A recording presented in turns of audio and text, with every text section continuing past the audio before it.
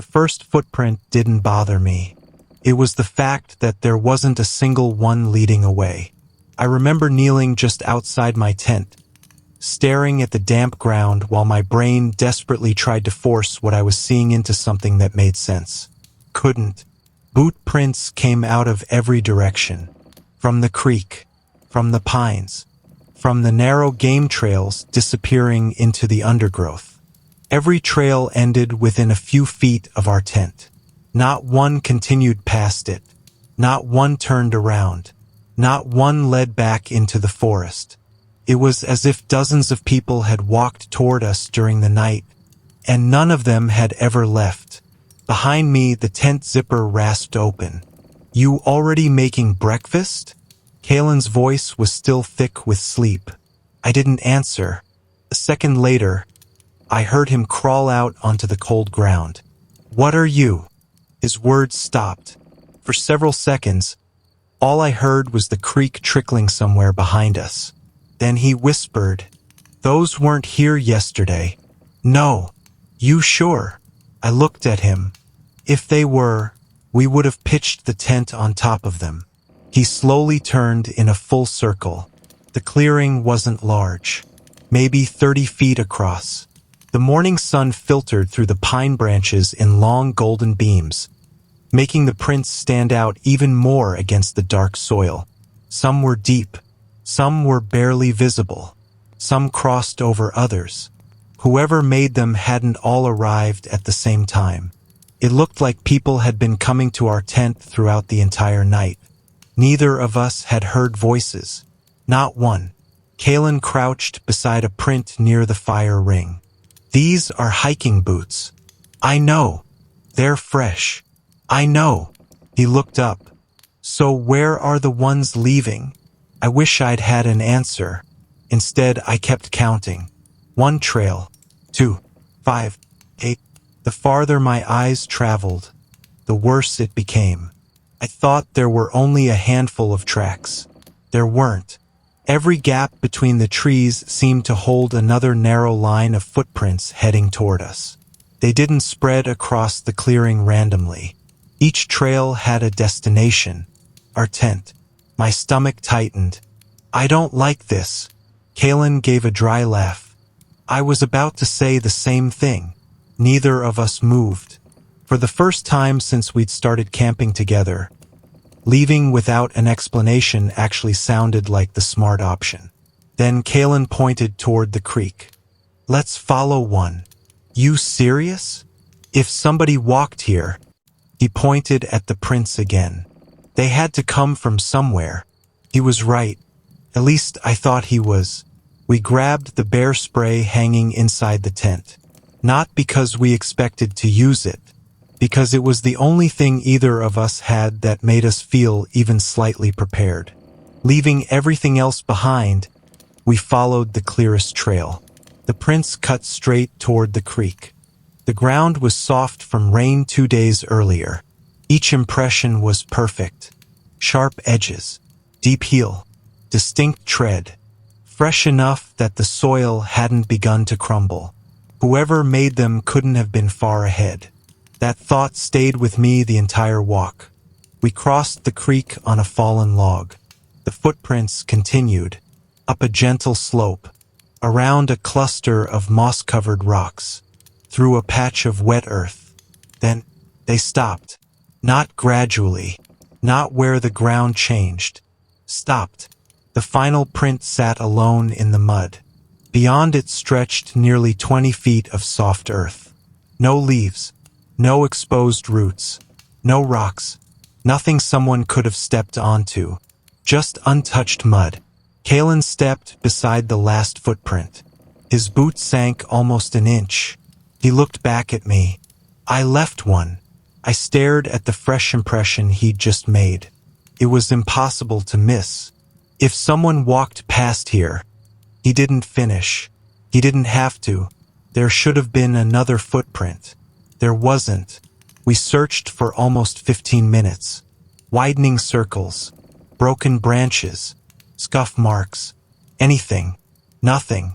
It was as if the person making those tracks had taken one final step and simply wasn't there anymore. A breeze drifted through the trees, carried the smell of damp pine and cold earth. Then, for just a second, coffee. Fresh coffee. Strong enough that I instinctively turned toward it. "You smell that?" Kalen looked confused. "What?" "Coffee." He sniffed the air.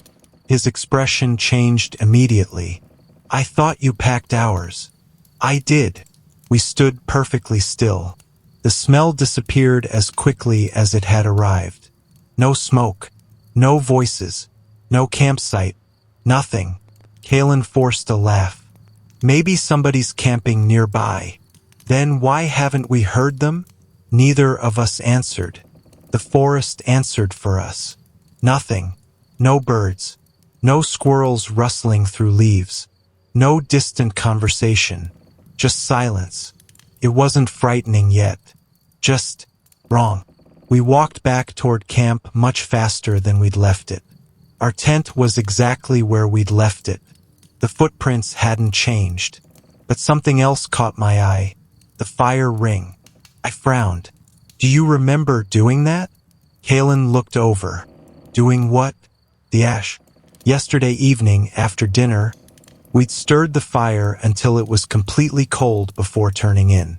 Now the ash sat in a perfectly smooth circle. Not scattered. Not uneven. Smooth. Almost polished. Like someone had carefully flattened every inch of it after we'd gone to sleep." Kalen picked up a stick and gently touched the surface. The ash collapsed like fine powder. Cold. No heat. No fresh fire. Just perfectly level. He looked at me. "I don't remember it looking like that." "Neither do I." Neither of us wanted to say what we were both thinking. Someone had been close enough to our tent to touch the fire ring. Close enough to leave dozens of footprints. Close enough that, if they'd wanted to, they could have unzipped the tent while we were asleep. I looked toward the trees again. Nothing moved. Nothing made a sound. The forest had never felt so empty, or so crowded. I wish I could tell you we packed everything and left right then. Looking back, that's exactly what we should have done. Instead, we decided to figure out how we'd ended up in a place where every footprint in the forest seemed to lead to one lonely tent. To understand why we made that decision, you need to know how the trip began. 3 days earlier, if someone had told me I'd spend an entire morning following footprints that led nowhere, I would have assumed they were trying to tell me a ghost story. Kalen would have laughed. He didn't believe in haunted forests, didn't believe in cursed trails, and he definitely didn't believe in the kind of stories people posted online after spending one uncomfortable night in the woods. "There are always facts," he'd say. "You just don't have all of them yet." By the end of that weekend, neither of us had enough facts. The trip started with a message from Kalen on a Tuesday evening. Found an old trail they finally reopened. Barely anyone's hiking it yet. "You in?" I replied with one word. "Always." We'd been camping together for almost 7 years. Long enough to know each other's routines. He always packed too much food. I always forgot something important.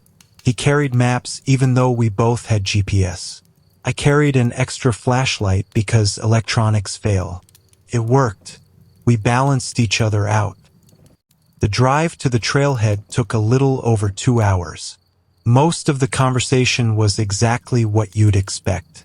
Bad coffee, terrible radio stations, arguments over whether dehydrated meals were actually edible. Nothing remarkable. That's probably why I remember one small detail so clearly. About 20 minutes before we reached the park, we passed an old gas station. The kind that's been there longer than anyone can remember. We stopped to buy ice and another bottle of water. The cashier was an older man with thick glasses hanging low on his nose. He glanced at the camping gear in the back of my truck. "Headed to Briar Hollow?" I looked at Kalen. Neither of us had mentioned where we were going. "Yeah." He nodded slowly. "Haven't seen many folks take that trail. It's supposed to be open again. So they say. He handed me the receipt but didn't let go immediately. If you hear knocking. He stopped himself, then smiled. Never mind. Kalen chuckled. What happens if we hear knocking? The old man let go of the receipt. You'll probably hear a woodpecker. He turned to the next customer before either of us could ask another question. Back in the truck, Kalen laughed. Some people really know how to sell a local legend. I laughed too. At the time, the trailhead parking lot held only 2 vehicles. Mine and an old green pickup parked beneath a pine tree. It looked abandoned. Dust covered the windshield. A layer of dried pine needles had gathered beneath the wipers. One tire looked slightly flat. Think somebody got stranded? Kalen walked around it.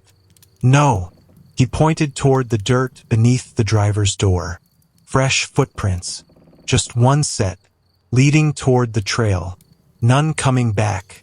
Probably still hiking, he said. Maybe. I looked around the parking lot. No movement. No voices. No other cars arriving. Just the wind moving through the trees. The hike started exactly the way we'd hoped. Quiet. Cool. Almost empty. The trail wound through towering pines that blocked most of the afternoon sun. Every now and then we'd cross a narrow creek or step over fallen logs left behind by the storms that had closed the trail. It felt untouched, not abandoned, just forgotten. About an hour in, I noticed something strange. A single boot print, fresh, pressed into a patch of soft mud beside the trail. Kalen. He walked over. What? I pointed. He compared it with his own boot. Different tread. You think it's from the pickup? Probably. He looked ahead. Then behind us. Where's the next one? I searched the trail. Nothing. No matching print. Not in front. Not behind. Just one footprint. Standing alone. Kalen shrugged. Must have stepped onto the rocks. Maybe. That explanation worked. At least until I looked around. There weren't any rocks. Only damp earth. We kept hiking. About 15 minutes later, the smell reached us. Fresh coffee. Strong enough to make me think another campsite had to be nearby. You smell that again? I asked. Kalen stopped walking. Yeah. He smiled. Now I'm jealous. We both listened. No voices. No laughter. No clinking cookware. Nothing. The smell faded before we found its source. It never came back. By mid-afternoon, we reached the clearing we'd planned to camp in. It was perfect. A level patch of ground. A narrow creek. Enough trees to hang our food. An old stone fire ring in the middle. This beats every campground we've been to. Kalen dropped his pack. I nodded, then walked over to the fire ring. Something about it bothered me. The stones were blackened from years of fires, but the ash inside was perfectly smooth, not scattered by rain, not disturbed by animals. It looked like someone had taken the time to level it by hand. I crouched beside it. That's odd. What? The ash. Kalen looked down. Ha! I've never seen one this clean. He poked it gently with a stick. Cold. Bone dry. No hidden heat. No fresh embers. Just neat, like someone had erased every sign of the last fire. We joked that maybe we'd found the cleanest camper in America. Looking back, I don't think either of us actually believed that. Setting up camp took less than an hour. As I cleared pine cones from the tent site, I found another boot print. Just one. Fresh. Facing the place where our tent would be. Different tread from the first one. I called Kalen over. He frowned. That's not yours. No. Not mine either. He looked around the clearing. Still no second footprint. Still no trail. Just one print. Standing by itself. Like someone had paused there, watching. Weird. He covered it with a handful of pine needles. I don't want to think about it. Neither did I. Dinner passed quietly. The sun slipped lower behind the trees. The fire crackled. For a while, the forest felt normal again. Birds called overhead. The creek bubbled along behind us. Even the breeze returned. I started convincing myself we'd been reading too much into harmless little things. Then the birds stopped. Not gradually. All at once. The silence was so sudden that the fire sounded twice as loud. Kalen slowly looked up from his plate. You hear that? I nodded. I don't hear anything. Exactly. Nothing. No insects. No birds. No wind. Just the soft crackle of burning wood. Then, from somewhere beyond the trees, came the unmistakable sound of footsteps. Crunch. Crunch. Crunch. Slow. Deliberate. Never entering the firelight. Never getting close enough for us to see who was walking. We waited. The footsteps circled our campsite once. Then stopped. 5 minutes passed. Neither of us moved. Finally, Kalen stood and shined his flashlight into the darkness. The beam swept across tree trunks, low branches, the creek. Nothing. No people. No animals. No glowing eyes. Just the forest. Watching. That night, neither of us got more than an hour of sleep. And when morning came, I unzipped the tent and found that every footprint in the forest led straight to us. I don't know if fear makes people curious, or if curiosity makes people ignore fear. Looking back, I still can't decide which one kept us there. Common sense said to pack the truck and leave. Instead, we agreed on something unbelievably stupid. 1 hour. We'd spend 1 hour looking for an explanation. If we found nothing, we were gone. No debate. No second chances. Kalen looked at his watch. 1 hour. 1 hour, I repeated. If we're not walking back to the truck by noon, you have permission to drag me there. He managed a smile. Deal. It was the last time either of us smiled that day. We left almost everything behind. Tent, sleeping bags, most of our food. I slipped my GPS into my pocket while Kalen grabbed the bear spray. Before zipping the tent shut, I stopped. What? I don't remember leaving this open. What? The front pocket on my backpack. Kalen looked over. You probably forgot. I always zip it. Inside was exactly what I'd packed. Nothing missing. Nothing added. Still, I knew it had been closed. I zipped it without saying another word. Instead of following another line of footprints, we searched the woods in widening circles around our campsite. First, we found nothing unusual, just towering pines, thick ferns, the occasional squirrel darting across a fallen log. For a few minutes, I actually started believing we'd imagined half of it. Then I saw stones, perfectly round, stacked 4 high, not naturally. Someone had balanced them. Beyond them, another fire ring, older than ours. Its stones had sunk halfway into the ground, with moss creeping over the edges. But the ash inside was just as smooth, just as perfectly level. I knelt beside it. No way. Kalen walked over. It's the same. He touched the ash. Cold, dry, undisturbed. Not a single footprint around it. It looked as though someone had built a fire, then erased every sign they'd ever been there. Except they hadn't erased the fire ring itself. Almost as if they wanted people to find it. We kept moving. The forest grew quieter the farther we walked. Not silent, just empty. No birds crossed overhead. No insects buzzed around us. Even the creek had faded behind the trees. Then the ground opened into another clearing.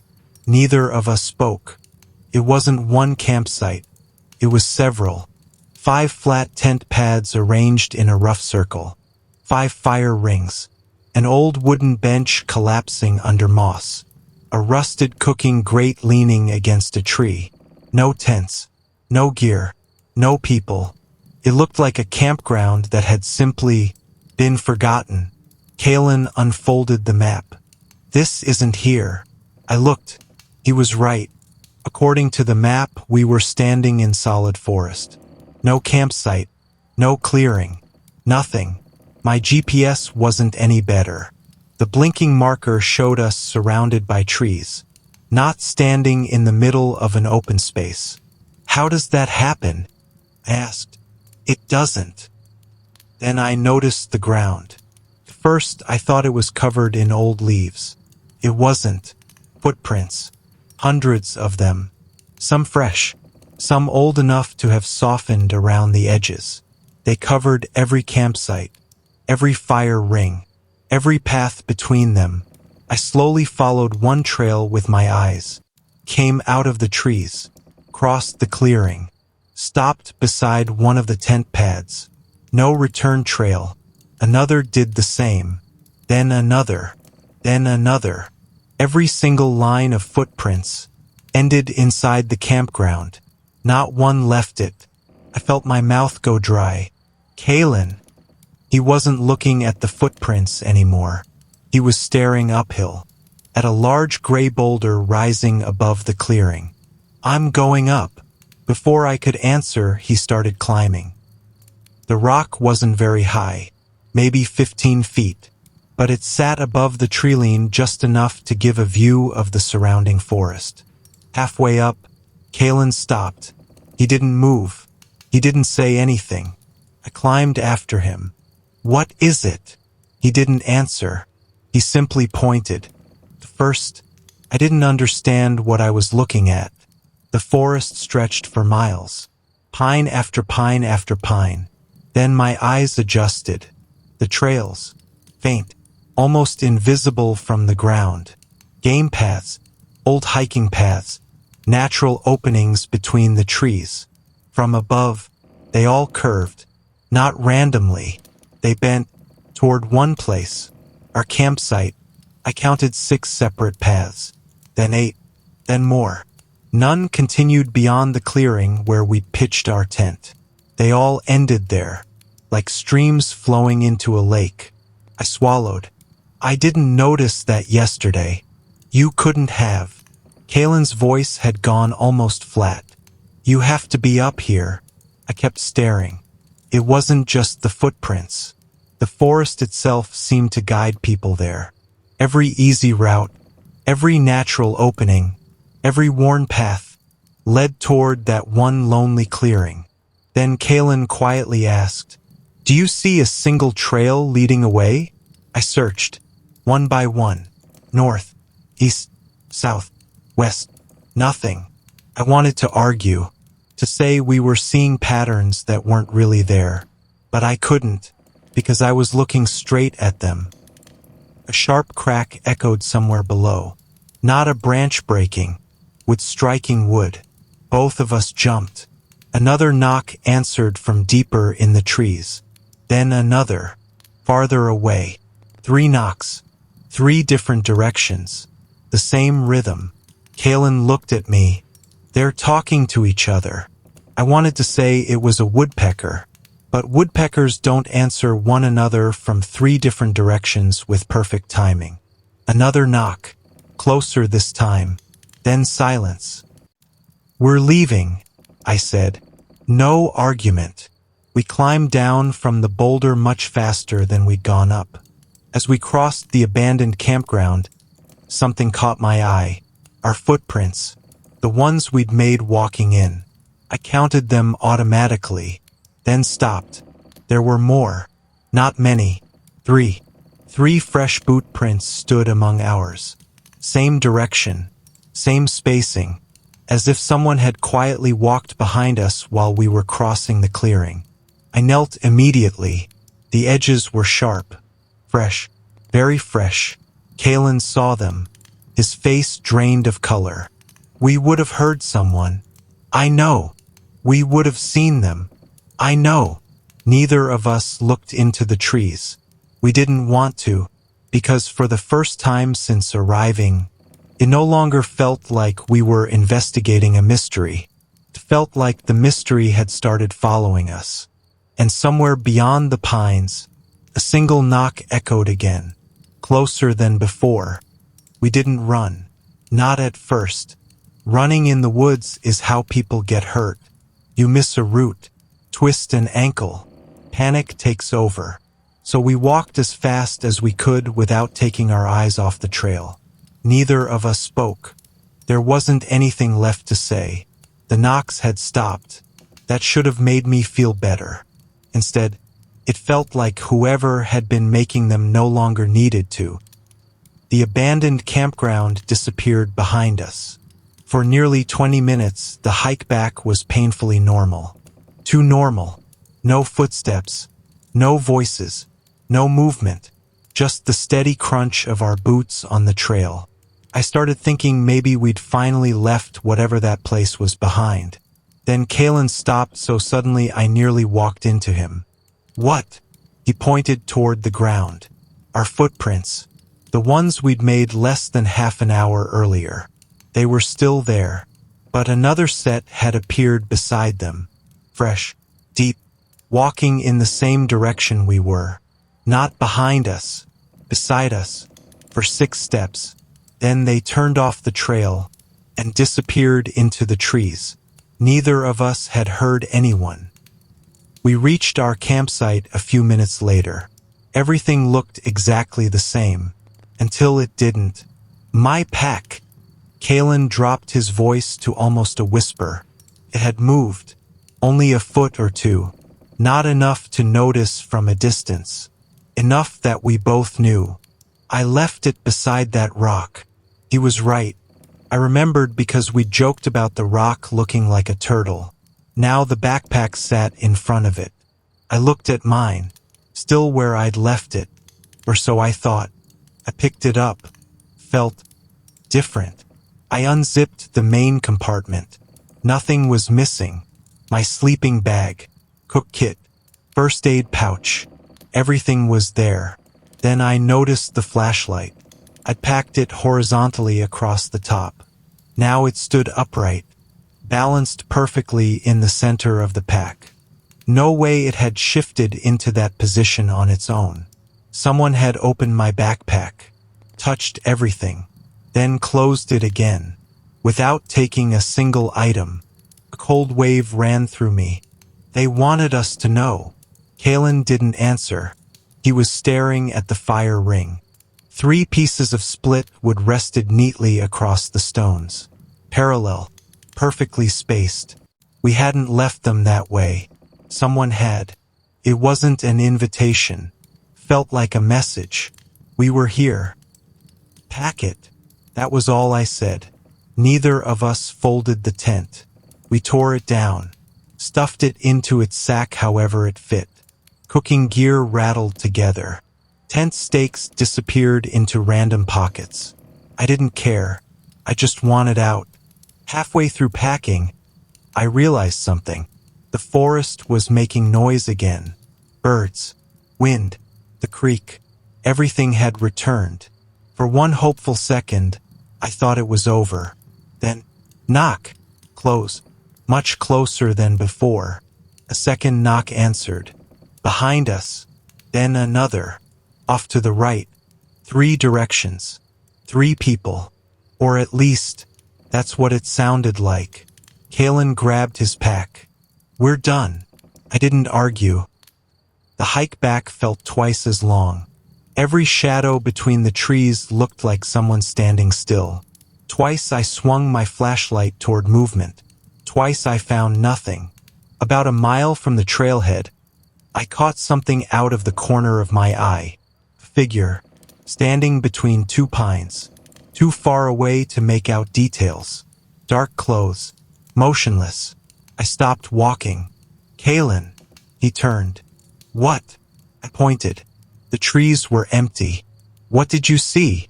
I couldn't answer, because I wasn't sure anymore. Had someone been there? Or had my mind finally started filling in the blanks? We kept walking. Neither of us looked into the trees again. When the parking lot finally came into view, I almost laughed from relief. My truck sat exactly where we'd left it. The old green pickup was gone. Only 2 clean tire tracks remained in the dust. Whoever owned it had left. Or maybe they'd never been there as long as we'd assumed. We threw our gear into the truck without saying a word. I climbed behind the wheel, turned the key. The engine clicked. Nothing. I tried again. Another click. Kalen looked through the passenger window toward the tree line. Hurry. I'm trying. Third turn. The engine roared to life. Neither of us looked back as we pulled away. Not because we weren't curious. Because we were both afraid curiosity had gotten us into enough trouble already. We reported everything to the nearest ranger station that afternoon. The ranger listened patiently. He took notes, asked us to show him exactly where we'd camped on the map. Then he said something that still bothers me. There hasn't been an official campsite in that section for decades. I frowned. What do you mean? The one you described. The extra campground. The multiple fire rings. He shook his head. It isn't on any survey we've done. I thought he was mistaken, until he sent a search team the next morning. They found our campsite. They found our extinguished fire. They found a few of our boot prints. Nothing else. No abandoned campground. No second fire rings. No stacked stones. No strange footprint patterns. Nothing. Heavy rain had passed through overnight. That explained why they couldn't find tracks. It didn't explain everything else. Kalen and I met once after that. Almost a year later. Same diner. Same bad coffee. We avoided talking about the trip for nearly an hour. Finally, I asked him, "Have you ever figured out what happened?" He stirred his coffee without looking up. I stopped trying. You really think there were people out there? He thought about it for a long time, then shrugged. I think somebody wanted us to leave. Why? I don't know. He looked out the window. And I don't think I want to. That was the last time we talked about Briar Hollow. People assume what changed was my fear of the forest. It wasn't. I still hike. I still fish. I still spend entire days deep in the wilderness. The woods never scared me. What changed was camping. Before I pitch a tent now, I walk the entire clearing, slowly, looking at the ground, checking every path, every game trail, every patch of soft dirt. Not because I'm expecting to find footprints, because I'm hoping I don't. If I ever walk into another campsite, and every trail leads to my tent again, I won't wait until morning. I'll leave everything behind if I have to. A tent isn't worth finding out what happens on the second night, because I used to think the safest place in the forest was inside my tent. Now I know. Sometimes it's the place everyone else was trying to reach. If you made it this far, I want to hear your theory. Who or what do you think was leaving those footprints? Why did every trail lead to their campsite? And why did nothing ever seem to leave? Share your thoughts in the comments. I read every one of them, and some of the best theories end up inspiring future stories here on the Forgotten Campsite. If you enjoyed this story, don't forget to like the video, subscribe, and turn on notifications. New camping horror stories are waiting, and trust me, the next trail is even darker. Until next time, stay out of the forgotten campsites.